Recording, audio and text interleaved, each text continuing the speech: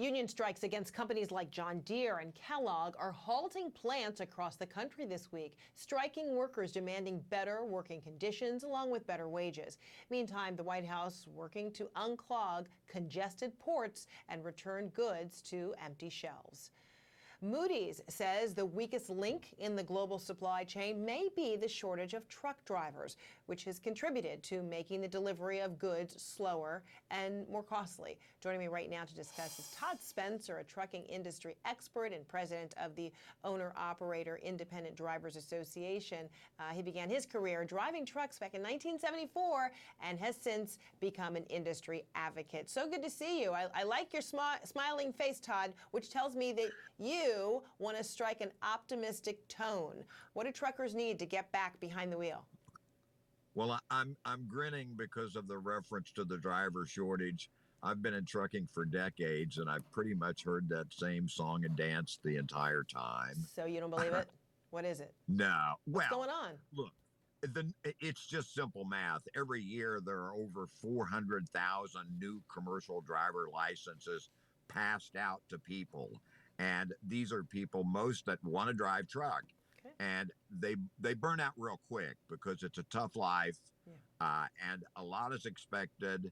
The personal sacrifices are great. And the economic rewards just aren't there for lots. So, yeah, turnover, attrition, that's not a shortage. Actually, that's a surplus.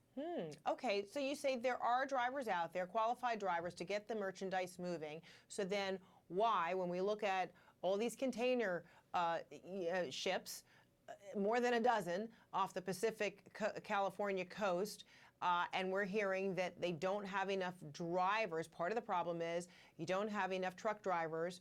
So when all this stuff is offloaded from the containers onto trucks, it can then be dispensed across the country. You're saying, am I hearing this right? You're saying that that is not really the full picture. Well, clearly that's half the story. Okay. Obviously, there are backups and congestion in the ports because of demand and disruptions in supply and things like that. But what drivers all across the country tell us is that they can't get loaded and unloaded. Mm-hmm. They have extensive wait times on both ends. And if you don't know when you'll get loaded or unloaded, you can't plan your next move. So if you want to get cargo delivered, you got to get it on the trailer, on the chassis, and to the shipper or receiver.